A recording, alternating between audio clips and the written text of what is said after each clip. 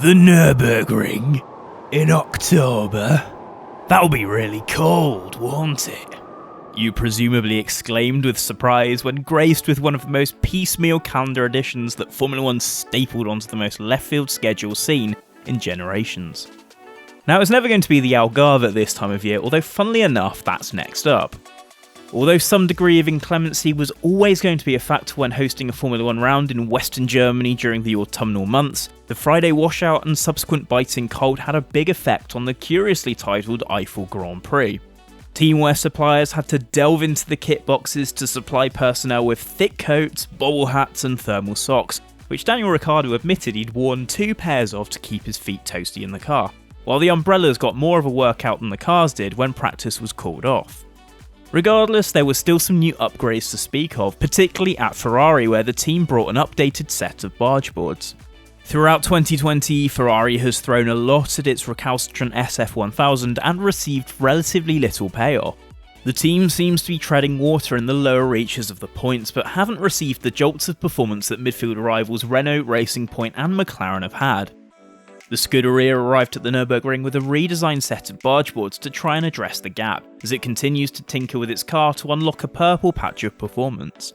Firstly, Ferrari had reprofiled the leading edge of the barge board package to perhaps pick up airflow more adeptly from the suspension components. The mounting point for the boomerang elements had changed too, Ferrari deciding to split the 2 turning vanes to do that and shuffle the outboard part of the lower barge board further forward. Previously, the 2 were stacked one on top of each other, and changing the shape also allows for the addition of a slot to break up the elements and keep airflow attached over quite a sensitive area of the car.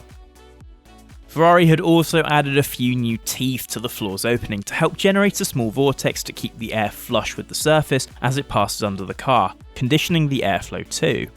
Those updates helped Charles Leclerc to produce a spectacular qualifying efforts to get 4th place on the grid, but in race trim the team rather faded. Sebastian Vettel spun early on in the race to halt his progress into the points. To be fair, most are used to not so hot weather and winter testing, but rarely does the de facto testing venue at Barcelona drop to the extreme scene at the Nürburgring. Plus, armed with reams of data for the Spanish circuit, everyone is well prepared in testing. However, as the Nürburgring hasn't had the pleasure of holding an F1 race since 2013, any data that the teams have is at least 7 years old, and pertains to a completely different construction, compound and size of tyre. So in the cold weather with little practice, the team's greatest concern focused on tyre performance. Pirelli was worried that the 8 degrees Celsius reading on the thermometer would spell the appearance of cold cracks in the tyre, where the sharper drop from the blanket temperature to the ambient temperature causes a sudden change to the shape of the polymers in the tyre. This creates breaks in the molecular chains as the compound is unable to stretch as much as it usually would. Now on a road car tyre, the transition point from brittle to ductile was very low to cater for extreme low weather conditions, but on a Formula 1 tyre that very seldom needs to be the case.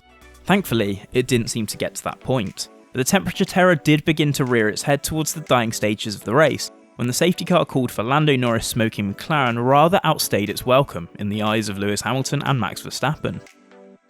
Stuck behind the safety car, the 2 were worried about the tyre temperature dropping to a point where they'd get swallowed up on the restart, especially as the cars behind them were so far back that they were able to catch up at a greater rate of knots. In that, the likes of Daniel Ricciardo, Sergio Perez, Carlos Sainz Jr. et al. Were able to keep a little more temperature in the tyres, which almost led to Ricciardo pouncing on Verstappen ahead of green flag running. The cold also prompted a rethink at Racing Point during that safety car period. Perez had originally stayed out while Ricciardo pitted under the first safety car lap, giving him 3rd place, but his worries that he would be unable to get the tyre back into a working range meant that the team pulled him in for soft tyres a lap later.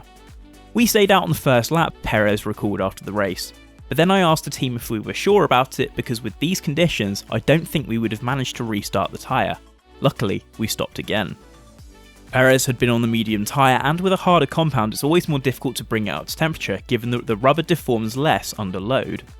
With Ricciardo put onto the soft tyre, Perez was at risk of being a sitting duck once Ricciardo had got his Red Bull Pirellis up to temperature, and although it was a podium perhaps lost, keeping 4th place seemed like a more sensible bet.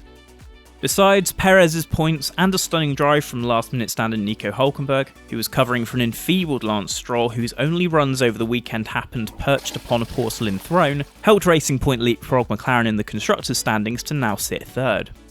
Aside from Norris's engine problems in which he faced deployment issues before the power unit ground to a halt and singed a small patch of the right-hand side pod, McLaren had a troublesome day with the other car too. With minimal testing of its new components, including a new barge wheel package to complement the new nose front wing combo, Sainz felt that the lack of practice sessions needed to hone the new aero hindered his efforts throughout the weekend. Having qualified 10th, Sainz accepted McLaren's need to run the new parts to continue the MCL35's development, but nonetheless felt that in its untested state, it was a hindrance to his performance. His opinion had not wavered through the race either, and felt that he had suffered during the Nürburgring's first race since 2013.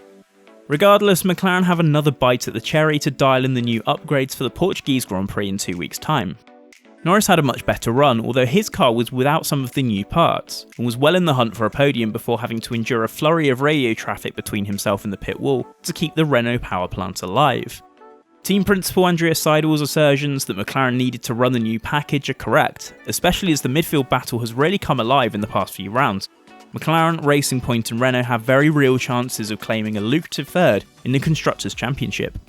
Plus there's the added caveat that this year's car will carry forward into next year, meaning that any development work done this year can roll into next year and help the team hit the ground running in 2021. Sure, cold weather was the overarching factor in the Eifel Grand Prix, but the heat of the upper midfield battle was truly up to full blast. Racing Point, McLaren and Renault are now all within 6 points of each other. The latter team's bigger upgrade package in the year has helped the Enstone outfit find an impressive rate of upward mobility, while Racing Point and McLaren's big ticket items are still being ironed out. There's everything to play for, and just 6 races to play it in.